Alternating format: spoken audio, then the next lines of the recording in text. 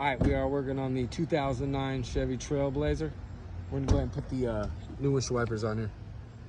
So we're gonna go ahead and hop over here. You got press down on that. It'll unlock it from being in there. And it's a little hook going there. Press down, a little bit of aggression. Get that thing off of there. And then there they go.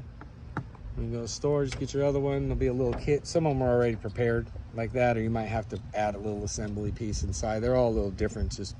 Just know that you have this style, which is a hook. Otherwise, there's different styles. They don't all look like that. But your Trailblazer should. So if you're not familiar, now you know. Get your windshield wipers. When you get the assembly kit put in there, you'll put it right back in the same position. Reverse engineer this thing. Instead of pull out, we're gonna push it right up in there. It's gonna lock in there. It's pretty much set on its own. This is reassurance to make sure it don't go nowhere.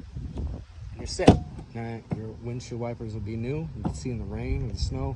Make sure you have them. They're super important. I mean, if you can't see, then, well, what are you doing? All right, you guys like, subscribe, comment.